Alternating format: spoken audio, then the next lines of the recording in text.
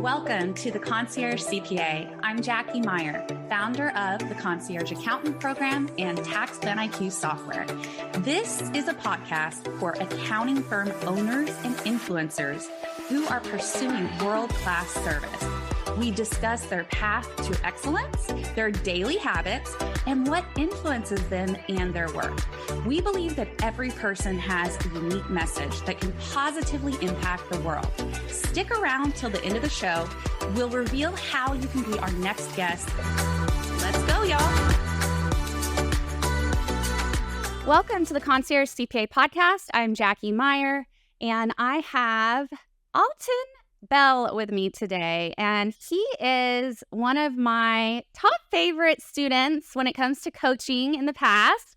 He's also a TaxPlanIQ user, and I'm currently coaching him again, actually, in advanced tax planning. So we get to see each other quite a bit, almost weekly, and it's really fun to interview real accountants that are in the trenches, have a family, have real life stuff going on. And so I'm really excited to talk to you today about all of that. So welcome. Fill everybody in a little bit more about you, your family. I know you work with your sisters. You're in Chicago, right?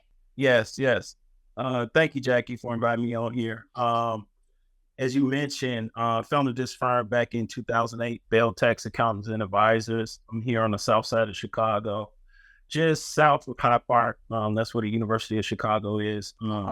I co-founded it with my sister, Andrea, and I also have another family member, my sister, Angela, who is an accountant as well. We specialize in small business accounting, doing the bookkeeping, full service, all the way to the tax return. And also, now that I'm in TaxPlanIQ, we do the tax planning to help them save, because, with the business owners, one thing that you can provide is tremendous value in helping them build wealth. They depend on us they depend on their business to live out their dreams, retire, send the kids to college, buy homes, all that good stuff. Sure. And obviously we do tax returns. We still do 1040s. I know the industry is shifting away from that, but I still think there's a tremendous market, especially in the minority market, to provide great service in that area. Mm-hmm. I mean, you still have a multi-billion-dollar company that's traded publicly that still does that. So I still want to get a piece of that pie. There you go. Married 14 years in October, 2 boys, 6 and 10. My lovely wife, DeWan, who is a State Farm insurance agent. So our businesses are kind of complementary. She's actually next door, so that all works out. And then Luke and Levi, my 6 and 10-year-old, very busy.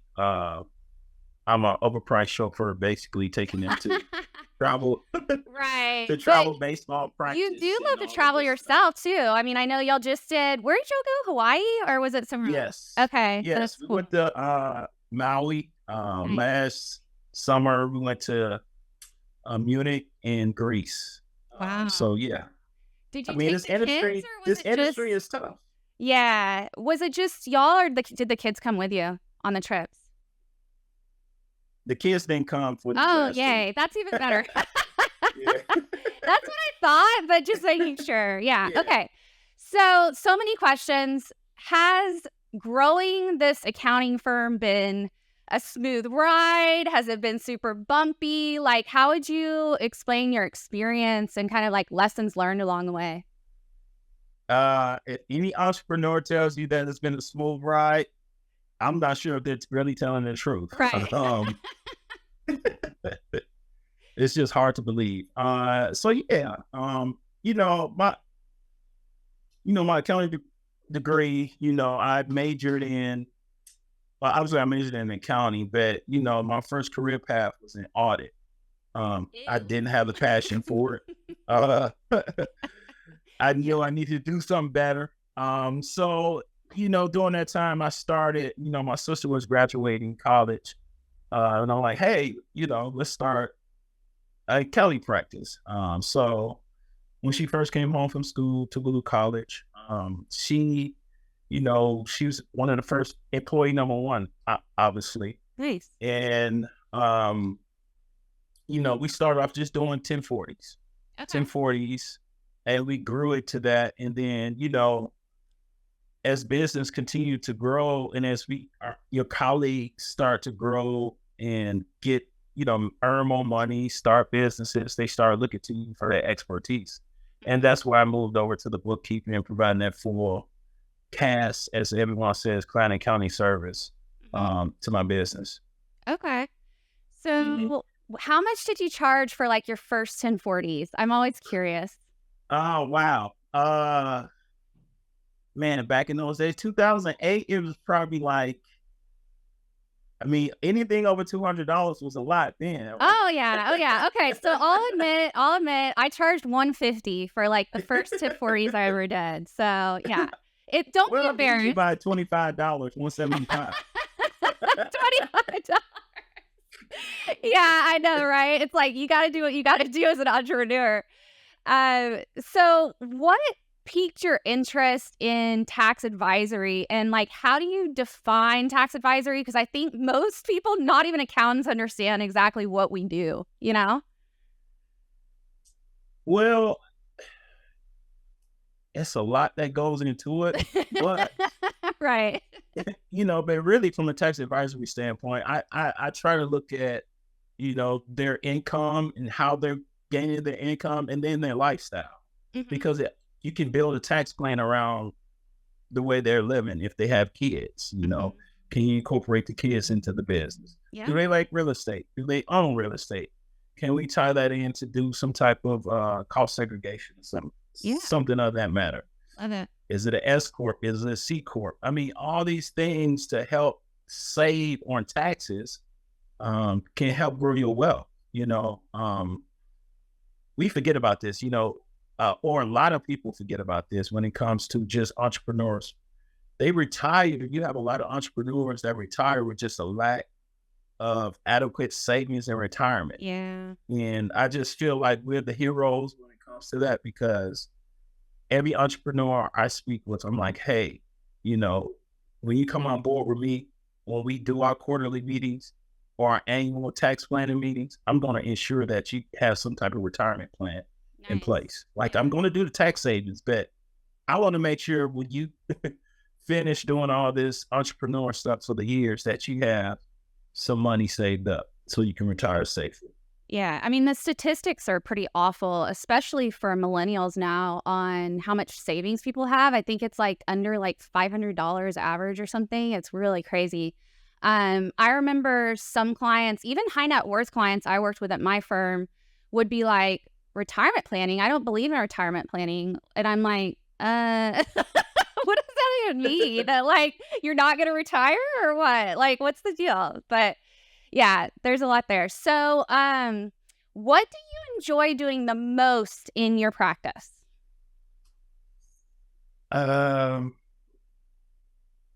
What I enjoy most is, one is the biggest thing is the business clients, helping them.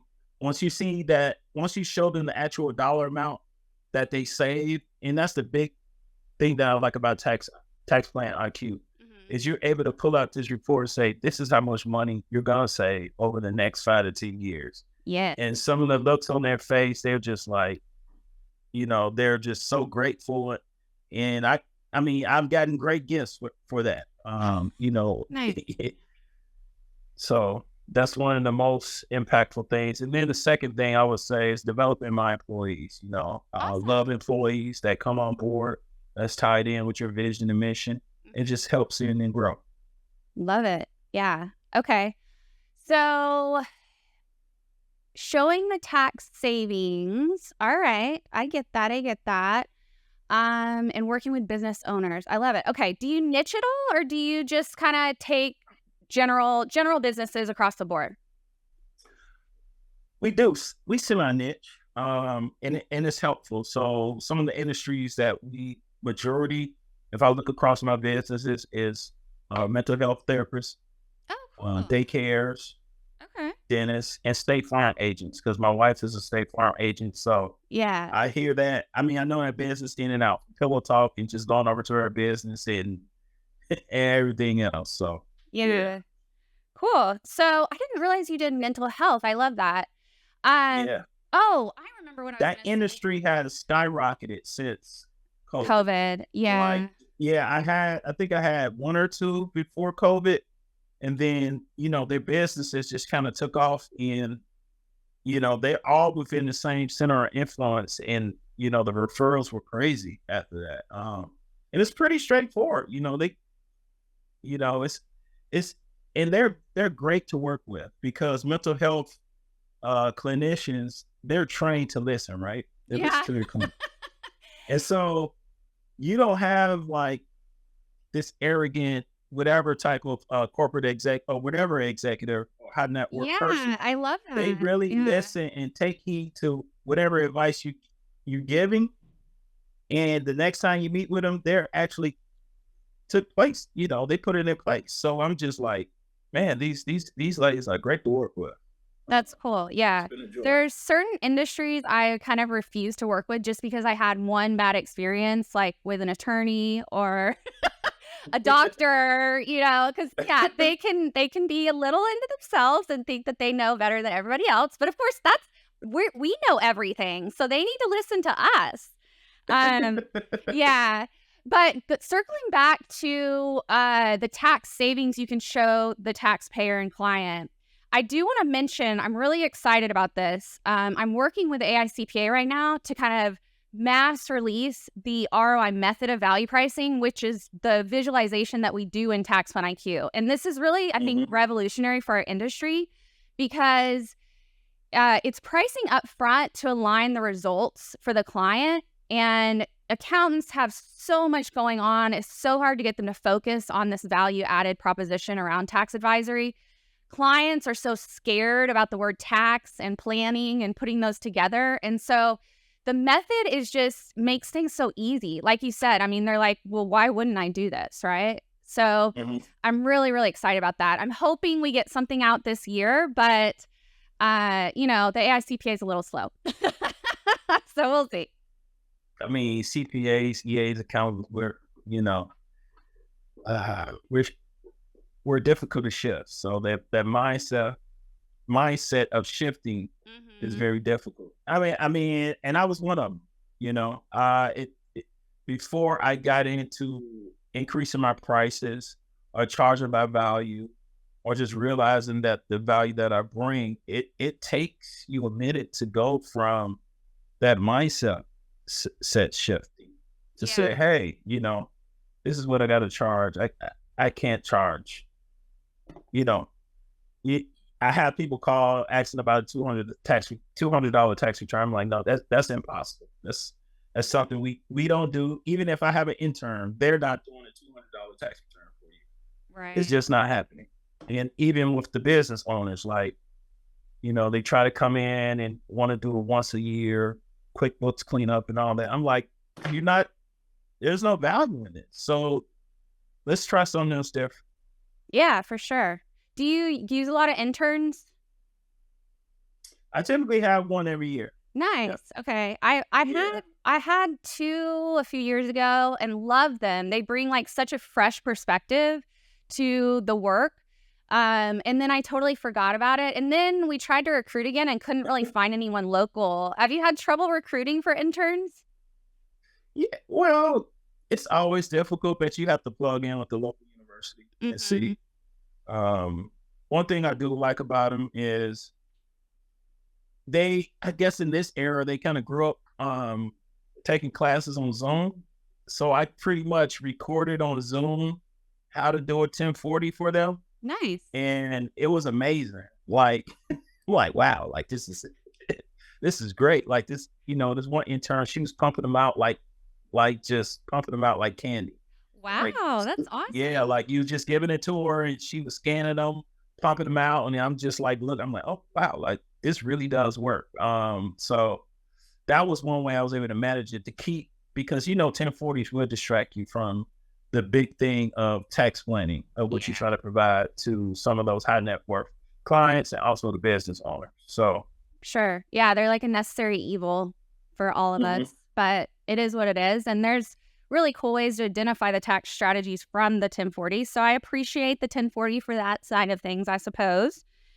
Now, I saw on your LinkedIn that you were involved and probably still are with a particular community organization around like minority stuff. What are you doing with that? So it's probably the Callahan Foundation. I'm a Okay, yeah, scholarship yeah, yeah. chair. I'm the scholarship chair there. I've been a scholarship chair for 11 to 12 years, I want to say. So Wow. we raise, yeah, yeah. So we raise money for any inner city students to provide college Oh, support I and love aid. that. I love that. Yeah, yeah, So, yeah. how many students have y'all been able to help? Oh my gosh. I think we're up to over 80 students now. Wow, that's Yeah. amazing. hmm Yeah. Okay. It means a lot to me because I graduated from Southern University in Baton Rouge, which is HBCU, and I was a first generation graduate. Mm-hmm. And when I went to school, I didn't know I hadn't even filled out the financial aid, the FAFSA. I hadn't filled that out. I just, I thought it was for like high school. You put on the payment plan and you're in school. I traveled. I went Right. all the way to Baton Rouge, and they didn't have any money to enroll. So basically, I stopped the vice chancellor of financial aid for a couple weeks and just let them know, like, hey, I'm not going back to Chicago unless I have a degree. And they figured out a Mm. way to help me get through college. And I'm like, once I have the opportunity, I'm going to help any person who has a need to go to college, who has the dreams. Oh, So, wow. yeah. I love that. I Mhm. love that. And I love like the courage that you had to, stalk them. I semi-stalk people all the time. I'm like, you're either with me in this idea, we're going to innovate together, or, I'm going to do it without you, whatever. But I mean, that's what you got to do to like get your dreams to come true, right? You got to Yeah. ask and you got to have the courage. So that's cool. Yeah. Yeah, I just realized the other day, like I was thinking back, I've worked full time since I was like 18, and I started working when I was 15 at Marble Slab, scooping ice cream. And so I'm not ready to retire, Alton. I'm not ready to retire. This is a lot. But yeah, I mean, I feel your pain. I got a ton of student loan debt, ended up with like 80 to 90K student loan debt in college. And then so lucky when I started my CPA firm, I was able to pay it off within 1 year. It was amazing. And like, I just felt like I was on top of the world with the opportunities that you Nice. could get in our industry. Nice. Nice. Yeah. Congratulations, man. That's amazing to be able to do something like that. Thank you. Thank you. Um, But just as and cool then as you what you sold it. You did. sold the firm now, right? Yes, I did. I sold in 2022. I decided to create this, tax planning software, and now who knows what the heck I'm doing. So I just keep getting new ideas every day. I love innovating, and it's so hard for me not to like run with all these ideas, but then I get burnout. And so I have to balance myself. My husband keeps me so balanced. I don't know. Does your wife help keep you balanced? Yeah. I mean, without my wife, I'm not sure where I'll be. This Amen. entrepreneur roller coaster. You feel like you're the smartest person on earth one day. And then the next day, you're like, what was I thinking when I did this? Right? Yeah. So yeah, my wife is just definitely been supportive and just been the sugar in my coffee, as Oh, you would say.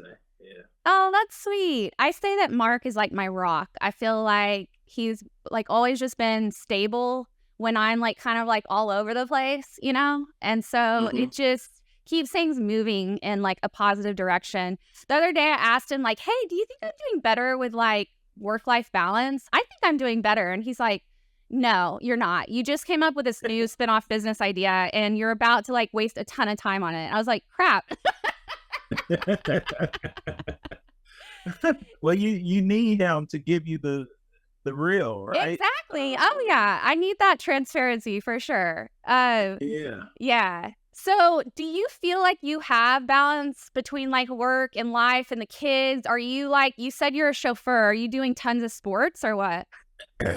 Yes. I mean, the two boys, I'm very involved with them. I coach their flag football teams. And then with their travel baseball, I had to stop coaching that because the younger one got involved. So now our family are split going each way. But I wouldn't say balance. I would say integrate, Jackie. There you go. Yeah. You have to figure out how to integrate, and that comes with communication between both spouses to know what's going on. Like we have this technology of calendars. And so I'm like, hey, I just put it on the calendar. What's going on? What we got going on? We check and cross-reference. And my kids know what I do for a living. They know what their mom does for a living. And we integrate this. And, I make sure that we get that balance, as you mentioned earlier about us, the travels that we took, we always have travels, just me and my wife. We have travels with the boys as well. And then one thing that I like that I do here at my firm is I'm not sure if you've ever been to Chicago or the Windy City, but in the summertime, it's fabulous. Downtown, lakefront. Yeah, I've been when it's cold and windy, but not in the summertime. Yeah. But our salesperson at TaxPlanIQ, Brandon, he lives in Chicago, so I should hook Bill up. Yeah. Yeah, we need to connect. Yeah, for sure. He's awesome. Yeah, we don't work on Fridays. That's good. We don't work on Fridays. Only during tax season we have Fridays. After that, May through November, we're closed on Friday. Because I remember, going to this corporate job, and I used to see people on the lakefront like riding bikes and running and walking. I'm like, man, that is so nice. I wish I could do that in a weekday. Yeah. And now that I have that, I'm like, you know what? You guys work hard during the tax season. Give me you don't have to work on Friday. That's it. And so, the clients know it, everyone know it. And it's just good and healthy. I'm not sure if you read articles or listen to podcasts about how unhealthy busy season can get for CPAs and accountants, but it can get ridiculous. And I just want everyone to be in a great space mentally and physically and emotionally. For sure. Yeah. I just saw on LinkedIn, Logan Graff posted how toxic is our industry when you are planning when you have children around busy season. And I was like, guilty. Because you've probably heard this story. I literally planned both of my children to have them in December so that it wouldn't be right in the middle of busy season. And I was like, oh, this is genius, right? But then when he puts it like that, you're like, oh gosh, this was awful, awful idea. But hey, they still came out there good. Did y'all do any planning like that? Or was your wife like, hey, we're going to do our own thing here? I think I had it in the back of my mind. Both my boys are summer babies. July 30th and August 30th. So I'm like, okay, well, it doesn't fall between January and April, so I'm good to go. But it doesn't matter.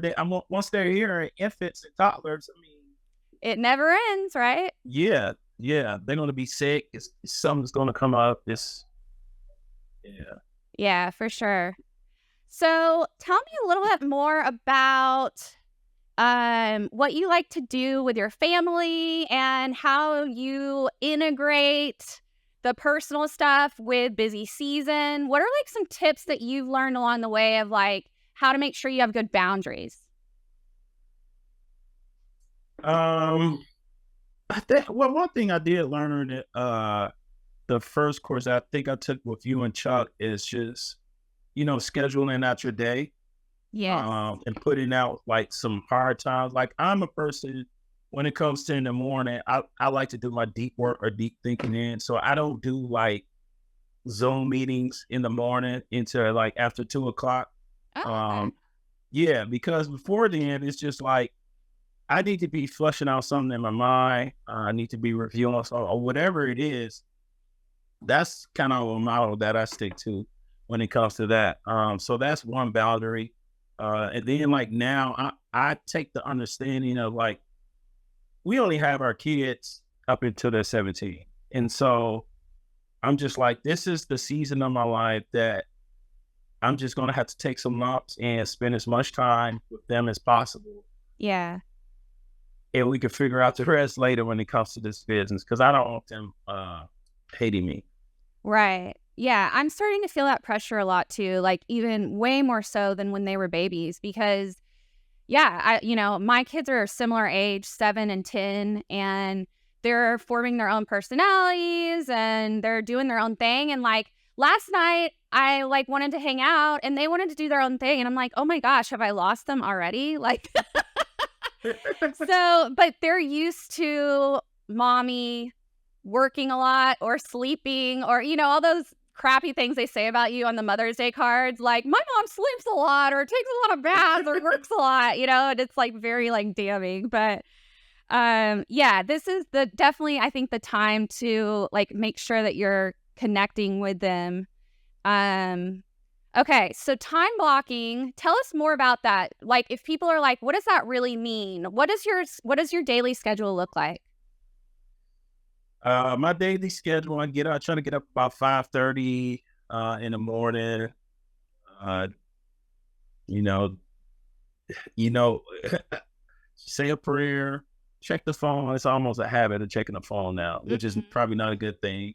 Go get a workout, come back, drop the kids off, get dressed, get to the office, check emails, for the first 30 minutes. I have a hard cutoff for that email. Oh, good. Yeah. Yeah. If it's busy season, I probably don't even check it to the end of the day because it'll throw me off what I had planned for the day. Oh, exactly. Yeah. It always does, right? Yeah. Yeah. And so different day, like Mondays, I do no meetings at all. Because, whatever took place the prior week, I need to plan or what I want to get accomplished for the week going into it. And then like during busy season, I have a day where I just pretty much do all reviews while I'm reviewing, business tax returns, 1040s or profit and loss statements for our business clients or something like that. Cause I'm still in production. And then I use Calendly a lot. Calendly has been very helpful in just making sure that things are time blocked. So, if people just have like, everyone has a quick question or inquiry. That's the paid session. Like in order to get on my calendar, you have to pay first. For sure. Yeah. I saw on your website, like you're like that letter that you write at the bottom of your homepage. It's like, let's be real here. You're like, I'm going to be direct. I love that because I love being direct too. You're like, taxes are hard, but you're overpaying and we can help you. And I'm like, genius. I love it. So what would you say like your competitive advantages are compared to like the firm down the road? Several. So, one, I have kind of like a retail space where people can walk in off the street. And so when you look at those in the community, those places are not even open year round. And when it comes to the mom and pop shops, they don't have this person to act as a CFO or a trusted advisor to help them reach their goals. All the quasi quote unquote CPAs or tax planners are downtown in Chicago. They're in these high-rise buildings, hard to access. It's hard for clients to get there and park or just even meet with them, right? So, and they're probably servicing some big corporations. But I'm on Main Street. So I'm here to provide those mom and pop companies to help them get from, 100,000 to a couple million. Along the way, we're saving taxes along the way to build wealth. So that's one great competitive advantage that I always pride myself off of. And then when it comes to just 1040s, I see so much throughout the year. We always get these people where we need to clean up or fix something. We're here.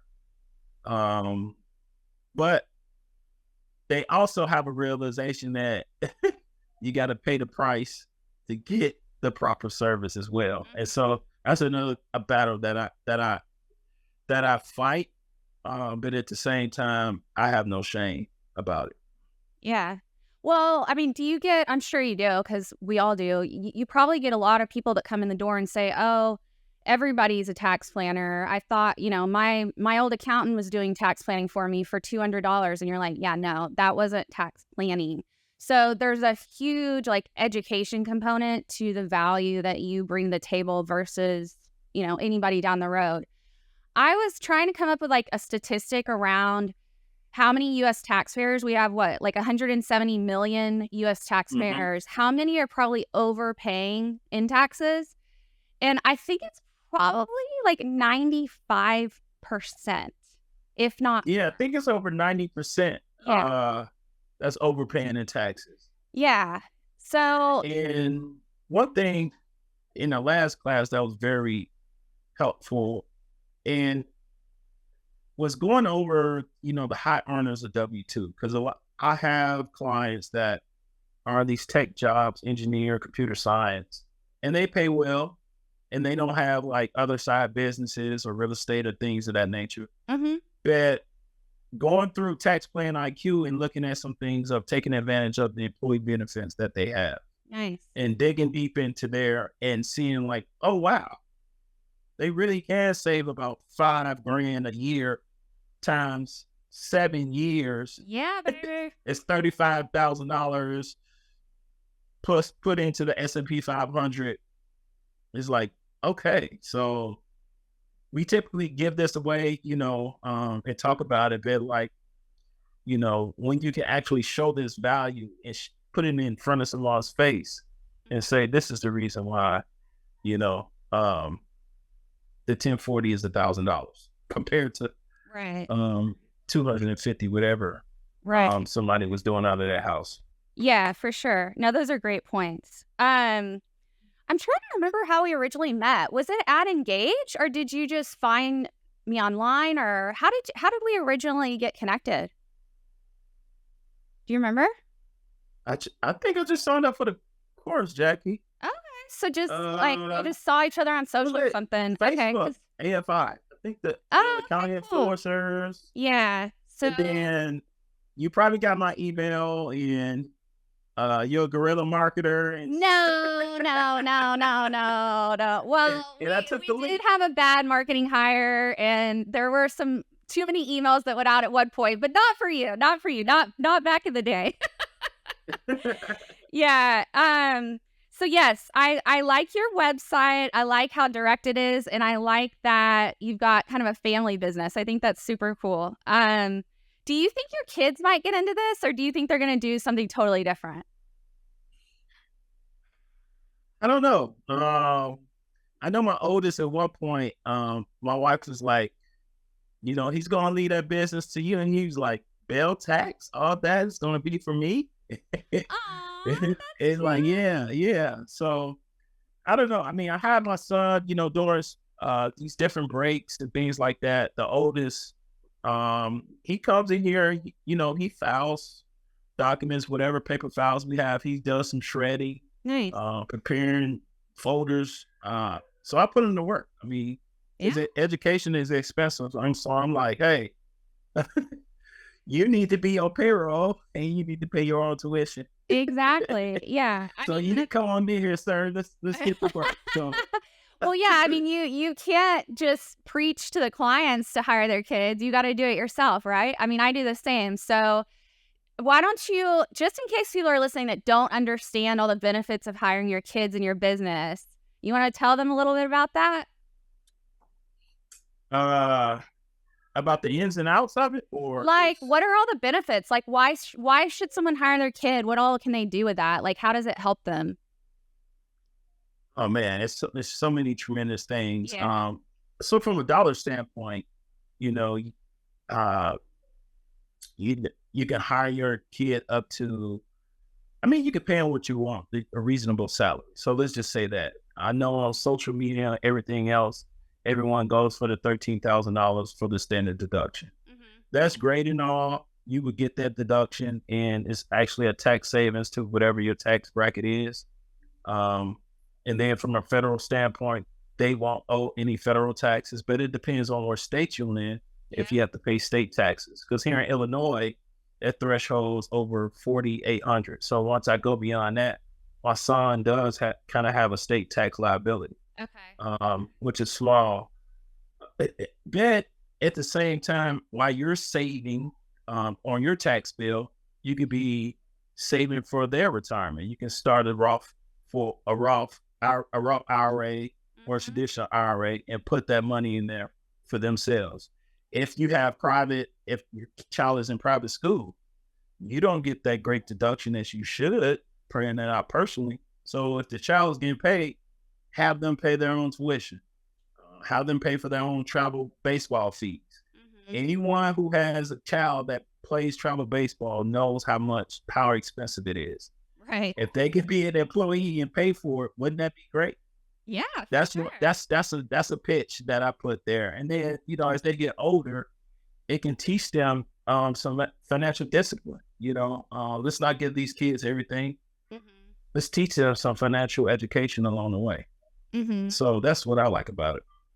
Do you worry that like your kids, you said you're kind of like first generation college, is that right? Is that what you said? Yeah. Okay. Are you worried that like your kids aren't going to ever really feel the pain of like not having money or like, like stuff like that? How do you like deal with that? I'm worried about that myself. Yeah, me and my wife, we had these conversations about like, are they going to have the same grit that we had? Yeah. We both came from humble beginnings. Okay. Are they going to appreciate going through the difficult times of the humbling choices to get to where they are and appreciate the finer things in life? Both my children, especially my oldest, he's 10. He's only living in one house. Mm-hmm. By the time I was 10, I mean, we probably moved at least like 7 times. Okay. Yeah. So That's a good point. I hadn't thought about that aspect of it. Yeah.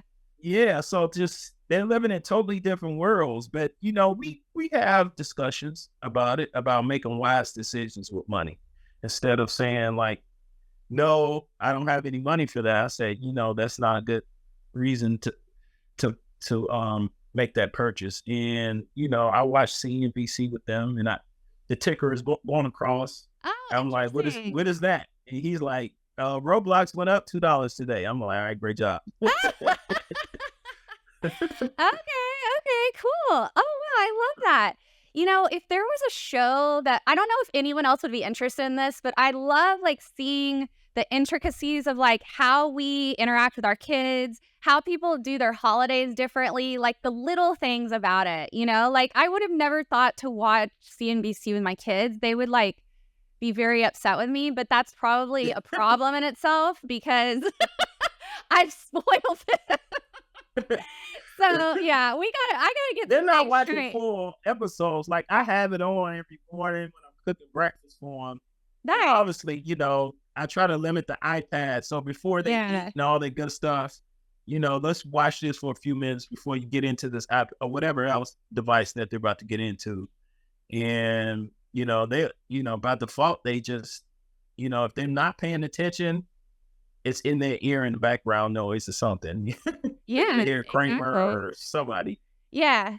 Okay. So before we kind of wrap up, I wanted to talk a little bit about how you feel like the economy is going, because I hear like the randomest things from being in industry and just people that I meet on the street about it seems like there's a lot of like mid-market kind of layoffs right now.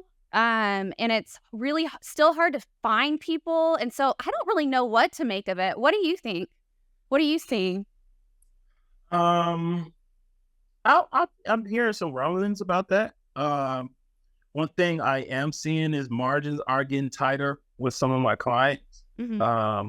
So they're just figuring out how to operate more efficiently and making wiser decisions. Because I think, as things came out of COVID, that everyone's so cash flush and business went up so fast that they really wasn't paying attention. And like now inflation with salaries and things of that nature has made it very important that you watch what you're doing from a financial standpoint. So we'll see. I mean, as a in our industry, I think, we're gonna be good.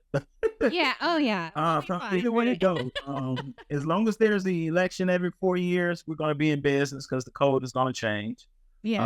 Um, if business is going up or down, people are gonna seek us out for advice.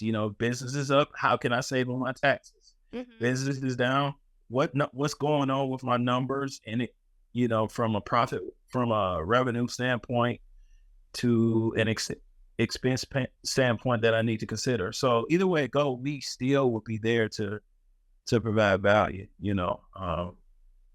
The biggest thing for me, I always watch the interest rates, Oh, okay. just to see. So yeah. Yeah. What are interest rates like these days, Mr. CNBC? They're like 7%, which is high. So it's Ugh. like, being me and the wife, we thought about, getting a new house or building a new house. And Mhm. it's like, we refinanced in 2021 at 2.8. And it's Yeah. like, I don't think we really want to give that up for 7%. Like, you know, Exactly. and I think that's the sentiment across the nation Mhm. when it comes to that. So Yeah, I mean, home values are soaring. Like our home value, I think, doubled here in South Lake, Texas. But of course, our real estate taxes are also doubling. So you're like, do I sell, like make some money off of that? But then everything else is so pricey, plus the new interest rate. It doesn't seem to make a whole lot of sense. But I mean, people that have lived a lot longer than us say that interest rates were way higher than 8, 9% back in like the 80s or something, right? Like I think they got up to like 15% and they thought that was normal. We just got spoiled with like 2, 3%, right? But yeah, yeah. we did. Yeah, I don't want to give that mortgage rate up. I mean, I did a whole matrix of how much interest I would pay Okay. for home, and I'm just like, no. I'm like, this Now is that's a just good accountant right there. See y'all, anyone watching, listening, this is a good accountant right here. He's got his matrix. yeah. Awesome. All right. Well, is there anything else that you wanted to discuss today or share before we wrap up? Uh, well, yeah. We talked about it in class. I just purchased a business location. Is nearby, so we'll be moving in the early fall. Yeah. It's a great location. It's a real estate and tax play. So Yay. let me say that. Yeah. So it's a commercial space where I'll be able to put the office in because I'm ready now. And then also I have residential units on top where they basically be covering the mortgage and we have additional cash flow. So that helps with the overhead. And then also we'll be in a position to be able to do it cost segregation to save some money on taxes. So that's Awesome. the big thing that we got going on. I can't wait to show that to my clients and Yeah. new potential customers. So that's what's big that's going on. How about you, Jackie? Because I know That's you're really busy. cool.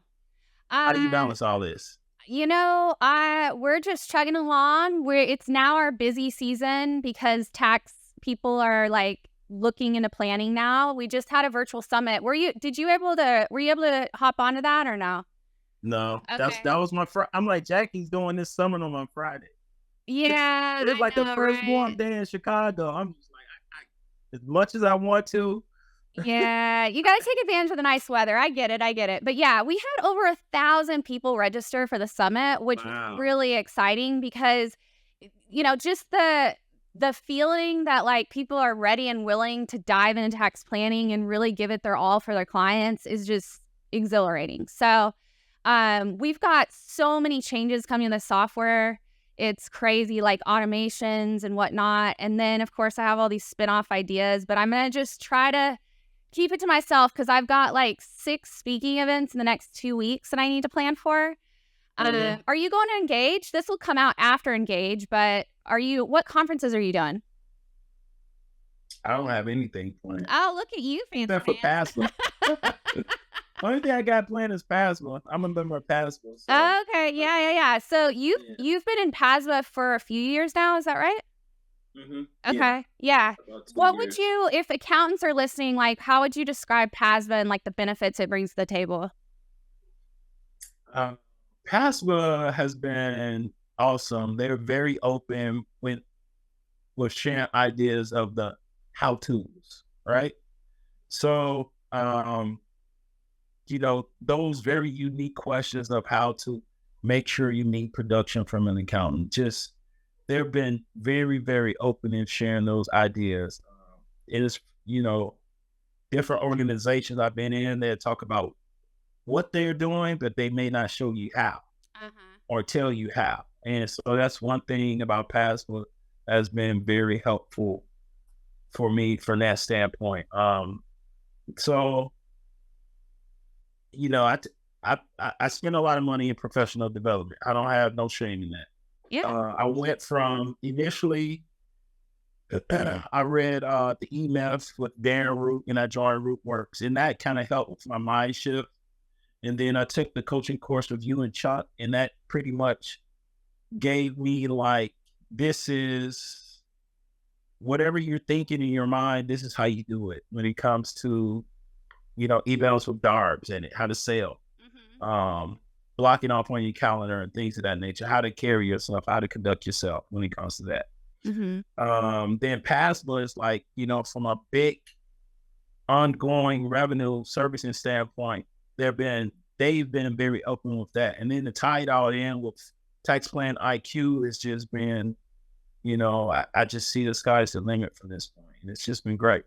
Oh, that's awesome. I love it. Yeah, it's been such a pleasure to kind of watch you growing in your path, in the advisory side of things.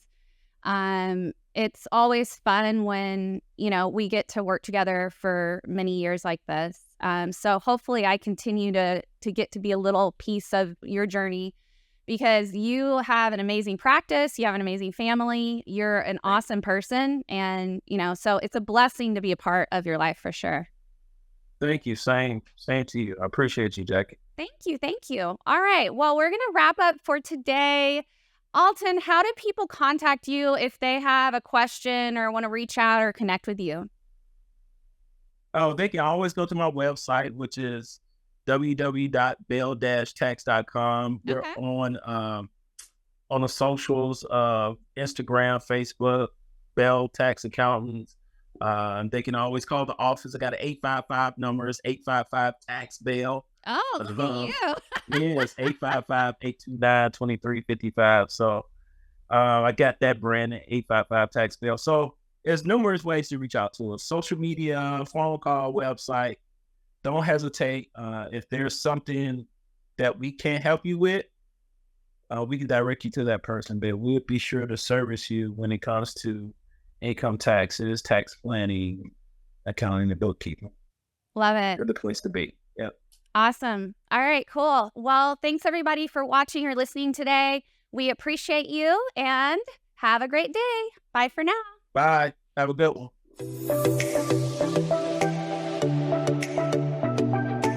Thank you for listening to the Concierge CPA, hosted by TaxPlanIQ. We believe that every person has a unique message that can positively impact the world.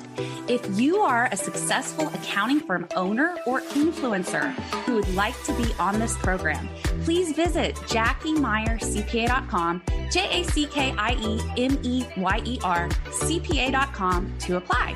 Please share this on social media and rate us so we can continue our good work. Join our Facebook group called Accounting Firm Influencers, or connect with me on most platforms under Jackie Meyer CPA.